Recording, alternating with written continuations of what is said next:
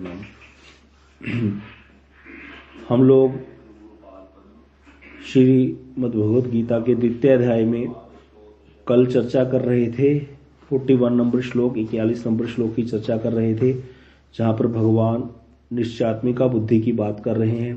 तो निश्चयात्मिका बुद्धि क्या है, यहाँ पर बताया कि जहां पर अनन्यता है, जो साधक है वो कभी भी यह नहीं कहता कि मुझे कुछ भी हो जाए लेकिन मैं भक्ति का पथ का परित्याग नहीं करूंगा। इस तरह की दृढ़ता ही निश्चयात्मिका बुद्धि है। और यहाँ पर बता रहे हैं कि अगर ऐसी एक निष्ठता नहीं होगी तो साधारण सी बात है, वहां पर फिर वो कर्म योग और ज्ञान योग संबंधी बुद्धि अपने आप ही आ जाएगी। क्योंकि लोग जो हैं, आप देखिए, अभी कल मैंने आपको बताया था एक चीज, अपने पास हमेशा एक पेन और कॉपी जरूर रखिए।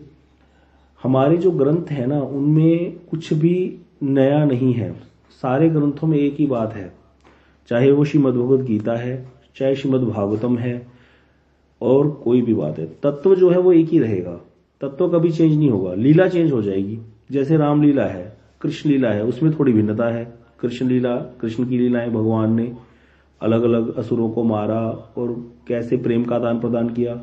और रामलीला में भगवान ने अहल्या को उतारा और अलग अलग लीलाएं की। नरसिंह भगवान ने हिरण्यकशिपु को मारा, प्रहलाद जी की रक्षा की। लेकिन अगर तत्व की बात करें तो तत्व एक ही है। तत्व का अर्थ क्या है? अगर कर्म, ज्ञान, योग, भक्ति की चर्चा होगी कहीं पर शास्त्र में, चाहे वो मद् भगवद गीता है, चाहे वो श्री रामचरितमानस है, चाहे वो श्रीमद् भागवतम जी हैं, चाहे वो चैतन्य चरितामृत है, सब में एक ही रहेगा। तो इसीलिए आपको अलग से तत्व सीखने की जरूरत नहीं पड़ेगी। जब कथा हो रही है उस समय ध्यान से कथा श्रवण करोगे और थोड़े से पॉइंट्स बना लोगे तो वो सब चीजें बार बार रिपीट होती रहेंगी। इवन की जब श्रीमद् भागवतम की क्लास चल रही है, शाम की कथा चल रही है, उसमें तो हम लीला श्रवण कर रहे हैं, उस लीला में भी बहुत तत्व आ जाएगा।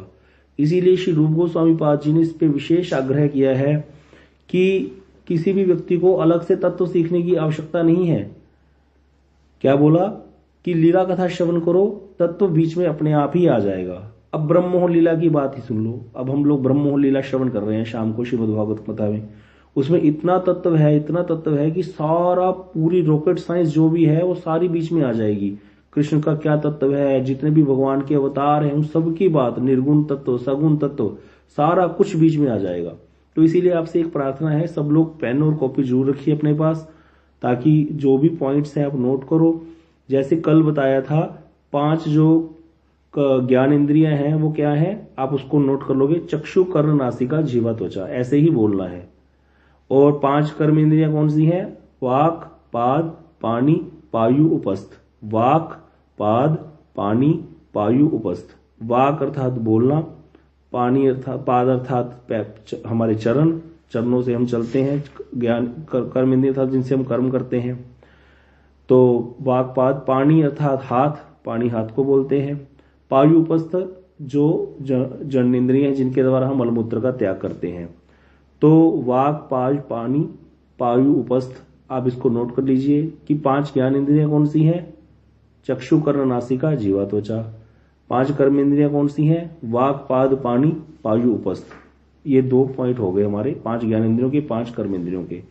अब 5 तन्मात्राएं हैं, मतलब इंद्रियों के विषय हैं, उनको विषय बोलते हैं। तो इंद्रियों के विषय क्या है? रूप, रस, शब्द, स्पर्श और गंध। इसको भी ऐसे ही नोट कर लो, जो रूप, रस, शब्द, स्पर्श और गंध।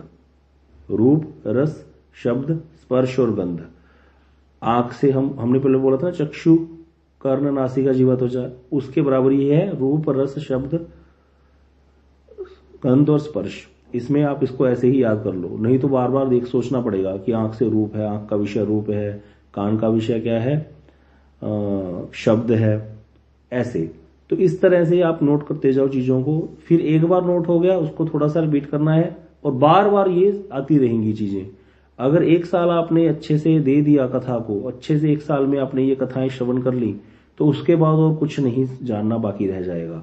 वो सब फिर बाद में हम लीला में ही प्रवेश रहेगा। बस लीला में हम और ज्यादा समझेंगे चीजों को, लीलाओं को आस्वादन करेंगे, भगवान की लीला श्रवण करेंगे। बाकी तत्व वही रहेगा, तत्व चेंज होने वाला नहीं है।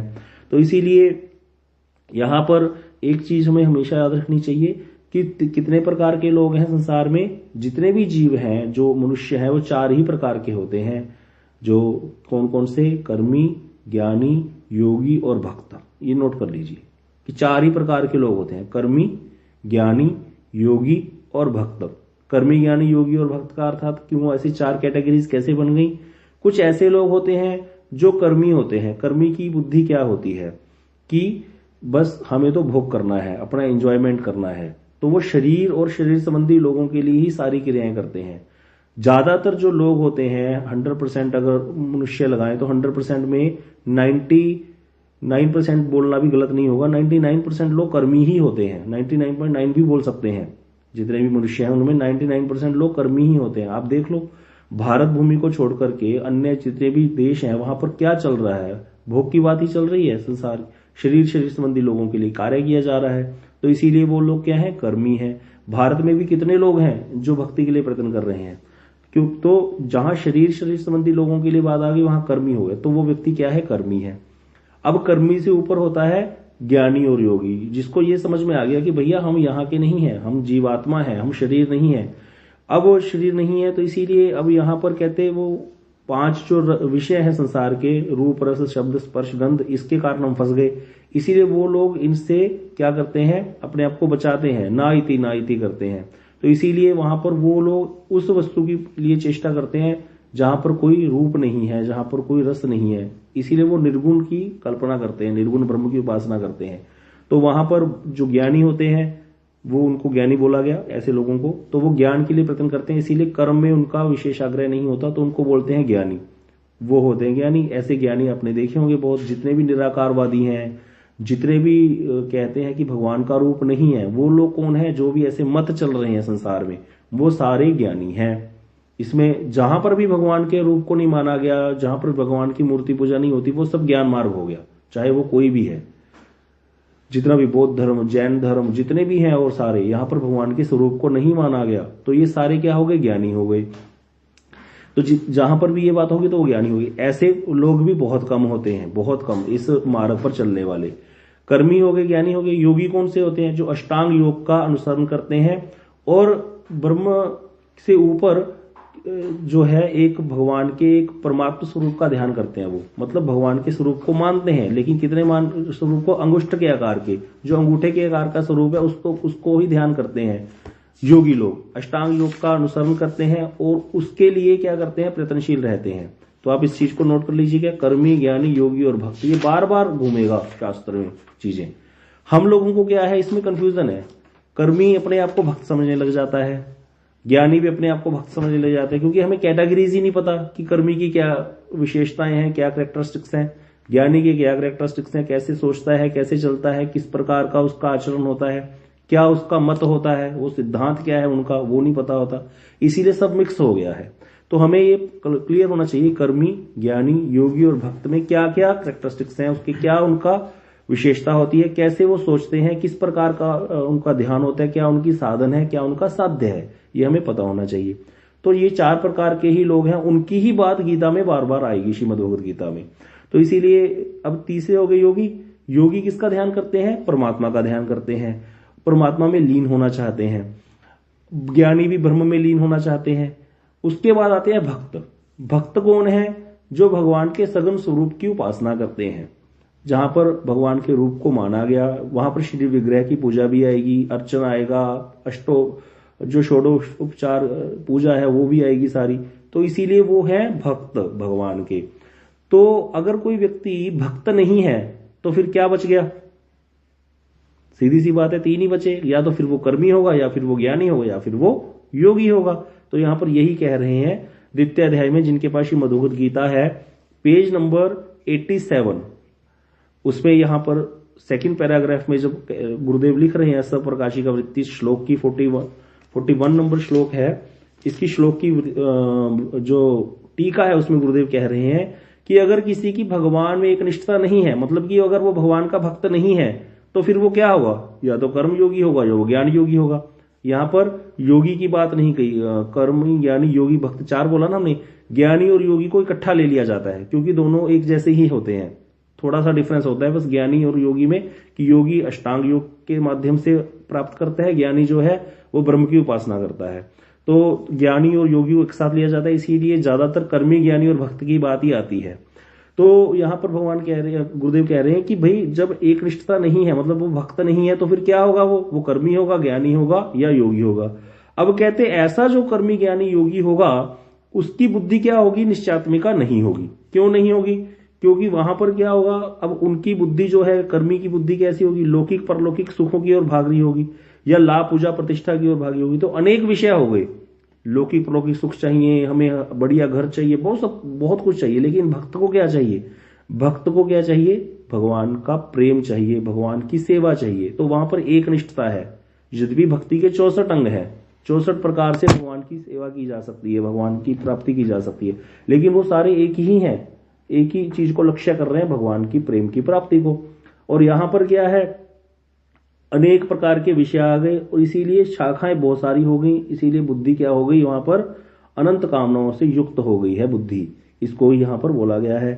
अब यहां पर आगे इसको हमें ज्यादा डीप जाने की जरूरत नहीं है, क्योंकि इसमें सिंपल सी बात यही बताई गई है कि क्या है, कि बुद्धि क्या हो जाती है, जब विषय हमारे बढ़ जाते हैं तो उतनी ही बुद्धि उतने रूपों वाली हो जाती है। अब अगले श्लोक में क्या कह रहे हैं भगवान, अगर किसी को, अब अगला श्लोक 42 नंबर श्लोक दूसरे अध्याय का, आप अभी ये प्रभु जी ने गीता जी को खोल भी दिया है आपकी स्क्रीन पर, आप इसको साथ साथ पढ़ भी सकते हो, और अपने पास है तो उसको रखना है जरूर।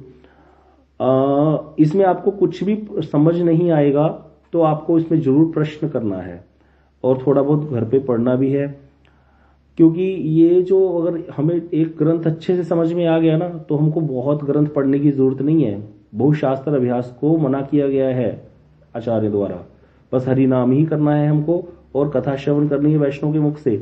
और एक बार हमें तत्व आ गया तो हमें अलग अलग से बार बार सीखने की जरूरत नहीं पड़ेगी। लेकिन अभी क्या होगा, अभी आपको लग रहा होगा जैसे कि समझ में नहीं आ रहा, तो एक बार समझ में आ भी गया तो लगता होगा याद नहीं रहता, तो वो सबके साथ ऐसे ही होता है। जब ये चीजें रिपीट होती हैं तो हमको याद हो जाती हैं। और दूसरी बात, आप नोट करेंगे पॉइंट्स तो उसमें आपको बन जाएगा, एक बार आपका सेट हो जाएगा। लिखने से बहुत चीजें जल्दी याद होती हैं। अब यहां पर क्या कह रहे हैं, अगला श्लोक, या इमाम पुष्पिताम वाचम प्रवदंत्य विपश्चित वेदवाद रता पार्थ न अन्य स्थिति वादिना। क्या कह रहे हैं यहां पर,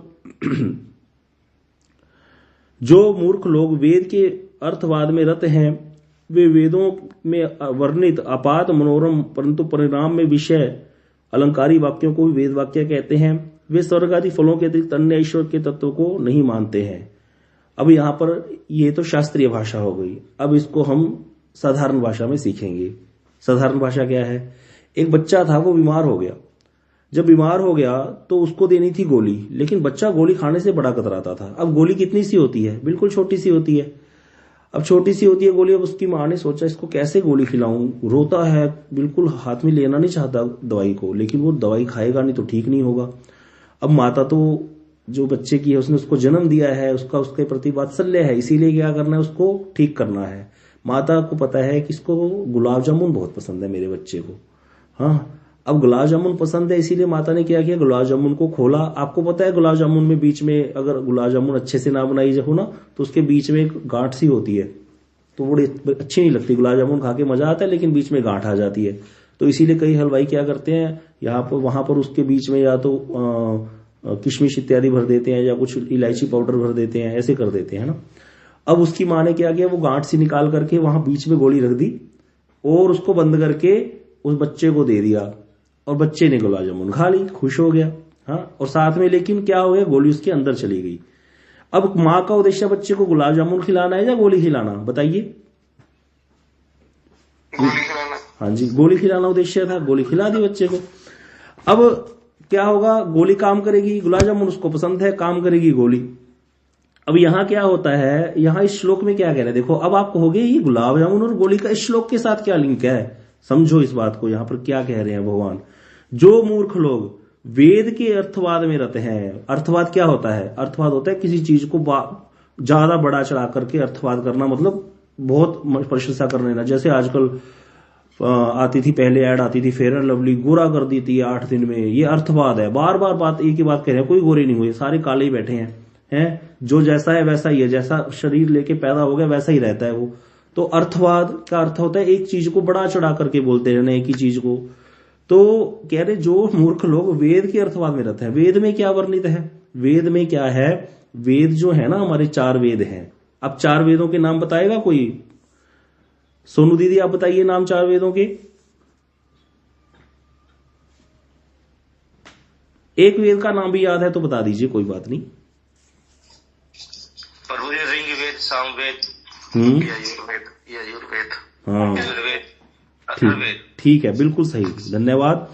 तो यहां पर जो कह रहे हैं वेद जो है ना हमारे 4 वेदों में क्या है? वेदों में कर्म रिलेटेड श्लोक ज्यादा है, कर्म कांड के रिलेटेड श्लोक ज्यादा है। भोग कैसे प्राप्त होंगे संसार के, इसके रिलेटेड श्लोक ज्यादा है। अगर हम वेद के श्लोकों को विभाजन करें तो 90% जो श्लोक मिलेंगे वो कर्म प्रतिपादक मिलेंगे, 10% श्लोक फिर ज्ञान, भक्ति और योग प्रतिपादक है। मतलब भक्ति की बात तो बहुत कम है वेद में। अब यहां पर जो भगवान क्या कह रहे हैं कि जो वेदों में वर्णित अपात मनोरम, मतलब मनोरम अर्थात ये कार्य करोगे तो ये प्राप्त हो जाएगा, ये वाला यज्ञ करोगे, पुत्र कामेष्टि यज्ञ करोगे तो पुत्र मिल जाएगा, है ना। और ये वाला क्या कहते हैं वो कौन सा यज्ञ होता है, एक जो अश्वमेध यज्ञ करोगे तो तुम राजा बन जाओगे, इतने इंद्र बन जाओगे, 100 अश्वमेध यज्ञ करोगे। तो ये मनोरम है, सुंदर सुंदर लगती हैं बातें सुनने में। फिर वहां पे अप्सराएं मिलेंगी, उनके साथ भोग करो। आपको पता है देवता कभी भोग से खाते नहीं। हम मनुष्य जो हैं कितनी देर भोग करता है कोई व्यक्ति, कितनी देर स्त्री संग करेगा? कभी भी कर ही नहीं सकता, 10, 15, 20 मिनट से ज्यादा। लेकिन जो देवता हैं वो तो भोग करते ही रहते हैं, वो तो थकते ही नहीं, उनको कुछ होता ही नहीं। तो इसीलिए ऐसी जो बातें हैं वेदों में वर्णित मनोरम बातें, लेकिन परिणाम में क्या है? विस्मयी है। ऐसे अलंकारी वाक्यों को वेद वाक्य कहते हैं। कौन कहते हैं? जो लोग क्या हो गए, वेद के अर्थवाद में रत हो गए, अर्थात क्या हो गया, वो स्वर्ग आदि फलों के अतिरिक्त अन्य ईश्वर के तत्वों को नहीं जानते। अब यहां पर क्या कह रहे हैं कि उस बच्चे ने क्या किया, बच्चे को दे दी माता ने गुलाब जामुन, बीच में थी गोली। माता चली गई पड़ोसी के घर, आके बच्चे को बोली बेटा गुलाब जामुन खा ली थी? बोला हाँ माता, गुलाब जामुन भी खा ली, और उसके अंदर जो गिटक थी, क्या बोलते हैं उसको, हिडक, बीच में उसको भी फेंक दिया। समझ में आया? अब वो उद्देश्य तो पूरा हुआ ही नहीं, गुलाब जामुन ही खा गया वो, तो उसको वही पसंद थी बेचारे को, वो अंदर की बीच की गिटक उसने फेंक दी। जबकि उद्देश्य माता का क्या था, उसको गुलाब जामुन खिलाना नहीं उद्देश्य था, उसको गोली खाना ही उद्देश्य था, खिलाना। अब यहां पर क्या हो रहा है, कृष्ण क्या कह रहे हैं कि जो मूर्ख लोग वेद के अर्थवाद में रहते हैं कि वेद में तो ये लिखा है, वेद में तो ये लिखा है, फिर वेद में इतनी बातें क्यों लिख दी? अगर वेद का उद्देश्य भक्ति कराना ही होता मनुष्य को, जीवात्मा को, तो फिर वहां पर जो ये वाले वाक्य क्यों होते इतने बार? जब जिस चीज को ज्यादा बताया जाएगा इसका मतलब उसी की बात चल रही है भाई। जिस चीज को वर्णन ज्यादा है इसका मतलब उसी पे जोर दिया जा रहा है। तो मतलब हमें पुत्र कामेष्टि यज्ञ करना चाहिए, हमें वाजपेयी इत्यादि यज्ञ है, जितने भी यज्ञ हैं और इतने सारे करने चाहिए वेद में जो वर्णन है, उसके द्वारा भोगों को प्राप्त करना चाहिए। अगर ऐसा नहीं होता उद्देश्य भगवान का, तो इतने उद्देश्य वर्णन क्यों किया गया? वो उद्देश्य नहीं था, वो कर्मी बुद्धि है हमारी कर्मी बुद्धि है, हम कर्म के प्रति ज्यादा आसक्त हैं, इसीलिए भगवान ने वैसा दिया वेद में। क्यों दिया आप समझो। अब जैसा ग्राहक होगा वैसा ही माल रखना पड़ेगा ना भाई, समझ रहे हो कि नहीं समझ रहे बात को? ग्राहक जैसा होगा माल वैसा ही रखना पड़ेगा। अब ग्राहक ज्यादा इतने हैं कर्म के, तो फिर माल वैसा ही रखा भगवान ने वेद में। अब भक्ति वाले लोग बहुत कम रहते हैं। आगे गीता में आएगी बात, भगवान कहेंगे कि जो मुझे मनुष्य नाम सहस्रेषु कश्चिन यतते सिद्धे, बहुत करोड़ों मनुष्यों में कोई कोई एक ही सिद्धि के लिए प्रयत्न करता है, और उन सिद्धि में का प्रयत्न करने वालों में कोई एक ही तत्व के द्वारा यत्तामपि सिद्ध कि उसमें कोई एक ही मुझे तत्व से जानता है। तो इसीलिए भगवान कह रहे हैं कि बहुत ही कम विरले लोग ही होते हैं जो भक्ति की बात जानते हैं। अब आप देखिए हम कितने लोग बैठे हैं अभी यहाँ ऑनलाइन, 28-29 लोग, रजाई त्याग करके, इतनी ठंड पड़ रही है लेकिन फिर भी बैठे हैं। क्यों? क्योंकि जानना चाहते। तो बहुत ही विरले लोग ही इस भक्ति मार्ग पर आ सकते हैं। इसलिए यहाँ पर इस श्लोक में क्या कह रहे हैं कृष्ण कि जो मूर्ख लोग वेद के अर्थवाद में रहते हैं वे वेदों में वर्णित अपात मनोरम परंतु परिणाम में विषमय अलंकारी वाक्यों को ही वेद वाक्य मानते हैं। वो वेद का आश्रय लेकर के भोग करते हैं कि वेद में तो लिखा है, शास्त्र में तो मीट खाने का भी विधान लिखा है। क्यों लिखा? क्या उद्देश्य शास्त्र का मीट खाना खिलाना है? नहीं, मीट खिलाना उद्देश्य नहीं है। उद्देश्य तो कुछ और है, हमें बाहर निकालना है। लेकिन उनको पता है कि इसकी वृत्ति मीट खाने की है, मीट खाएगा, इसीलिए उसको वेद में वर्णन कर दिया कि अमावस्या की रात्रि होगी। इस प्रकार तुम जिस बकरे को खाना चाहते हो उसकी आंख में आंख डाल करके बोलोगे कि आज मैं तुमको यज्ञ करके उसमें बलि दे करके खाऊंगा, है ना, और उसके बाद तुम भी, मुझे पता है कि तुम भी एक दिन मुझको खाओगे, लेकिन मैं अपनी इच्छा को पूर्ण करने के लिए, क्योंकि मैं कर्मी हूं और मेरी इसी बुद्धि है, तो इसीलिए मैं आपको खा रहा हूं। इस तरह से करेगा तो जितने दिन नहीं, ज्यादा दिन नहीं खा पाएगा।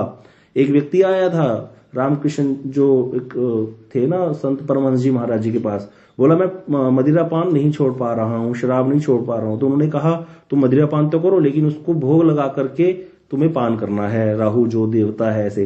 तो उन्होंने कहा ठीक है। अब उसने जब भोग लगाना शुरू किया तो अर्पित करना शुरू किया, तो उसकी धीरे धीरे वो वृत्ति जो है उसको पहले तो वो निषेध कर दिया कि इस दिन नहीं पीनी, मंगलवार को नहीं करना, शनिवार को नहीं करना, गुरुवार को नहीं करना, ऐसे करके तो पहले वैसे कंट्रोल कर दिया, और फिर जो बाकी दिन में भी ऐसे करके करना। तो ऐसे करते करते धीरे धीरे उसकी वृत्ति को नष्ट करना उद्देश्य है, ना कि उसको लगाना उद्देश्य है। तो यहां पर यही कह रहे हैं, वो स्वर्ग आदि फलों के अतिरिक्त अन्य ईश्वर के तत्व को नहीं जानते हैं।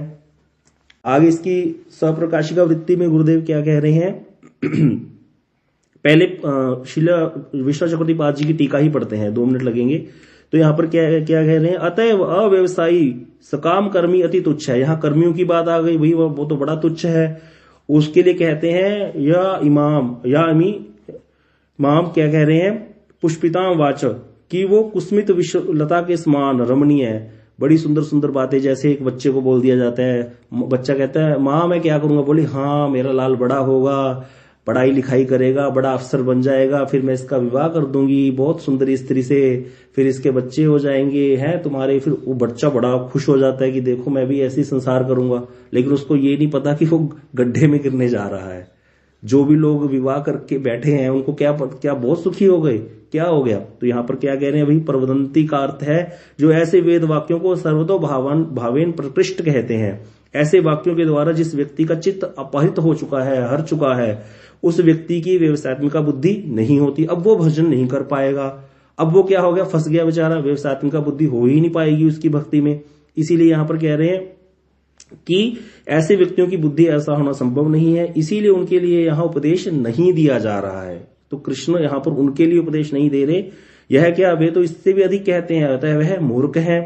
इसका कारण है कि क्या कह रहे हैं आगे, वेदों में जो कहा गया है चातुर्मास्य करने वालों को अक्षय फल प्राप्त होता है, ऐसी बातें कही गई हैं वेदों में, और सोमपान कर अमृत को प्राप्त हुए, ऐसे वाक्यों द्वारा अर्थवाद करते हैं। वो कहते हैं भाई वेद में तो लिखा है कि सोमपान करके क्या हुआ, अमृत तत्व को प्राप्त हो गया, अब मदिरा पान करो अमृत तत्व मिल जाएगा। और वो ऐसा प्रजल्प करते हैं कि ईश्वर के नाम का कोई तत्व ही नहीं है। कौन लोग, जो वेद के वाक्यों का अर्थवाद करके वेद की जो मूल वस्तु भक्ति है उसको नहीं जानते, क्योंकि वो कर्मी है, उनकी बुद्धि वैसी ही रहती है।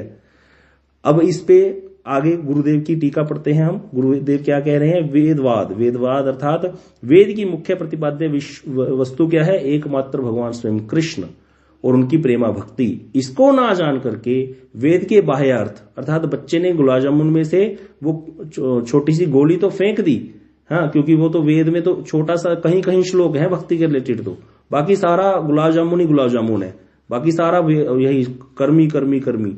तो इसीलिए उसको ना जान करके वेद के बाह्य अर्थ, बाहर से तो गुलाब जामुन थी, अंदर बीच में गोली थी, उसको तो छोड़ दिया, बाह्य चीज को ले लिया।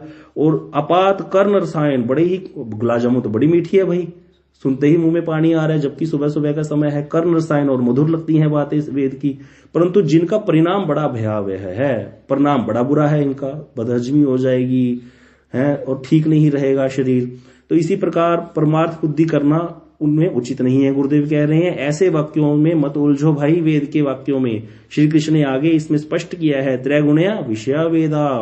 आगे आएगा ये श्लोक, इसकी व्याख्या पूज्यपाद गौरसुंदर प्रभु जी ने कर दी थी, हमने दोबारा से इसको लिया है ताकि हम इसको अच्छे से समझ पाए साधारण भाषा में। तो गुलाब जामुन वाली बात से आपको हमेशा याद रहेगा कि नहीं रहेगा, बिल्कुल रहेगा, क्योंकि यहां पर आपको समझ में आ गया कि भाई बच्चे को उद्देश्य खिलाना माता का दवाई है, गोली है छोटी सी, वो खाता नहीं, इसीलिए उसको गुलाब जामुन पसंद है, उसका लोभ गुलाब जामुन के प्रति है। हम लोग भी कर्मी हैं, हमारा कर्म के प्रति ही आग्रह रहता है, हमें वस्तु चाहिए संसारिक, इसीलिए हम भगवान के पास भी जाते हैं। कौन व्यक्ति जाता है गुरु के पास अपने आत्मिक कल्याण के लिए, अपने पारमार्थिक कल्याण के लिए? कोई नहीं जाता। शुरू में सब देखा देखी जाते हैं, अरे जब से इसने गुरु जी की इसका तो काम चलना शुरू हो गया तो हम भी जाना शुरू कर देते हैं। तो लौकी की श्रद्धा ही होती है पहले, धीरे धीरे कथा सुन के वो श्रद्धा परमार्थी की श्रद्धा में बदलती है। धीरे धीरे पता चलता है चक्षुदान दिला जयी, जन्मे जन्मे प्रभु से ही, दिव्य ज्ञान हृदय प्रकाशित। फिर दिव्य चक्षु प्रदान करते हैं गुरुदेव, तब समझ में आ जाता है ये तो मेरे जन्म जन्म के गुरुदेव हैं। कितने जन्मों में मैं धक्के खा रहा हूं, उनका संग करता हूं, फिर भी समझ नहीं पा रहा हूं। माला ले लेता हूं, माला करता नहीं हूं, है दीक्षा ले लेता हूं लेकिन मंत्र जपता नहीं हूं, कथा श्रवण नहीं करता, फिर वही भोगों में ही आसक्त रहता हूं। हमारी सबकी, हम जो कृष्ण भक्त है, मेरे जैसा व्यक्ति है, उनकी यही तो दशा है। सब कुछ समझ में आ गया लेकिन क्या भोग छूट रहा है? नहीं छूट रहा ना, क्योंकि हम क्या है, वही कर्मी लोग ही हैं। बस भजन की हमें गुरु वर्गों ने कृपा कर दी। क्यों कर दी? क्योंकि पीछे, इसके पीछे श्लोक आया था एक, क्या स्वल्पम अपि से धर्मस्य त्रायते महतोव्याद नेहा विक्रम नाशोस्ति। इस क्रम में नाश नहीं है, भक्ति के क्रम में पहले ही आया था। इससे पहले एक श्लोक आया था, कितना नंबर श्लोक है वो? एक श्लोक आया था इससे पहले, 40 नंबर श्लोक आया था, नेहा विक्रम नाशोस्ति, कि भक्ति के क्रम में नाश नहीं है, कर्म के क्रम में नाश है। कैसे? कर्मी व्यक्ति ने पढ़ाई लिखाई करी, बहुत अच्छा लड़का था, इंजीनियरिंग कर ली मैंने, बीटेक करी, एमटेक नहीं की इस जन्म में, अगला जन्म हुआ मर गया, अगले जन्म में क्या मुझको एमटेक में एडमिशन दे देंगे कॉलेज वाले? बताइए भवानी शंकर प्रभु जी, क्या मुझे एमटेक में एडमिशन दे देंगे वो लोग? मैं कहूंगा भाई मैं पिछले जन्म में मैंने करी है डिग्री। नहीं मिलेगा प्रभु जी, नहीं मिलेगा। कर्म का नाश हो गया, क्योंकि शरीर संबंधी चीजें यही नाश हो जाती हैं। लेकिन यहां भगवान कह रहे हैं नेहा भी कर्म नाशोस्ति, मतलब किस कर्म में नाश नहीं है? भक्ति के क्रम की बात कर रहे हैं। तो भक्ति जितनी हमने करी थी पिछले जन्म में, उसका फल ही हमको मिला कि दोबारा फिर हमारे सामने गुरुवर्ग प्रकट हो गए। आप में से कौन है जो श्रीधर महाराज जी को ढूंढने गया था, या कोई भक्ति की जब हमें लोग मिले उनको ढूंढने गया था दिया लेकर करके, भाई मेरे गुरुजी थे पिछले जन्म के, मैं उनको ढूंढने जा रहा हूं? कौन गया था? कोई नहीं गया। अपने आप गुरुवर्ग हमारे सामने प्रकट हो गए, अपने आप हमको गौड़ीय संप्रदाय जैसी शुद्ध धारा मिल गई। क्यों मिल गई? क्योंकि पिछले जन्म में भी हम गौड़ीय ही थे। लेकिन फिर अब बात यह है कि पिछले जन्म में उद्धार क्यों नहीं हो गया भैया इतनी बड़ी संप्रदाय? क्योंकि हम फिर कर्मी वाली बुद्धि हम नहीं छोड़ पा रहे। इस बार भी यही चल रहा है, कथा सुनते ही नहीं है, अपने आप को वैसे लगाते ही नहीं है जैसे लगाना चाहिए, गुरु के वाक्यों को वैसे धारण करते ही नहीं है। गुरु मुख पद्म वाक्य चिते ते करिया क्या आर न करिह मन आशा। उस गुरु कीर्तन में यही कहते हैं कि गुरुदेव के मुख से जो वाक्य निकले हैं उनको बार बार श्रवण करना है, उनको बार बार हृदय में धारण करना है, सोचना है, और कोई आशा नहीं करनी है मन, और कोई आशा मत करो संसार की आशा, क्योंकि ये संसार की जो आशा है इसने हमको फंसा रखा है। हम सोचते हैं हम अमीर बन जाएंगे, इसीलिए हम पैसा इकट्ठा करते रहते हैं, लेकिन वो पैसा कभी काम नहीं आता। एक सर्वे हुआ था, 99% लोगों का पीपीएफ का पैसा आगे के आगे शिफ्ट हो रहा है, बस वो निकालता ही नहीं कोई। पिता जोड़ता रहता है पुत्र को दूंगा, पुत्र को दे देता है, पुत्र आगे अपने पुत्र के लिए जोड़ता रहता है, वो काम आता नहीं है। और जो भक्ति का धन है जो आगे काम आएगा अगले जन्म में, हमें इस बार भी काम आ रहा है, उसको हम कुछ ध्यान ही नहीं देते। तो इसीलिए यहां पर कह रहे हैं कि वहां पर वो क्या है, स्पष्ट कर दिया भगवान ने कि वेदवाद से सावधान हो जाओ, इस वेद के वाक्यों में मत उलझो भैया, ये पुष्पित वाक्य हैं, गुलाब जामुन की तरफ ध्यान मत दो, बीच में जो गोली है जिससे कल्याण होगा, जिससे बीमारी दूर होगी, उस पर ध्यान देना है, उसको फेंकना नहीं है। अगला श्लोक, ये तो समझ में आ गया ना सबको अच्छे से, 42 नंबर श्लोक। अब इसका अगला श्लोक है, टाइम हो गया, 6:30 हो गया, समय हो गया, सॉरी ध्यान नहीं दिया। अगला श्लोक हम कल चर्चा करेंगे। समय जब भी कभी हो जाए, कई बार पता नहीं चलता आवेश में, तो जरूर बीच में बता दीजिएगा, ऐसे जो है फिर जो थोड़े बहुत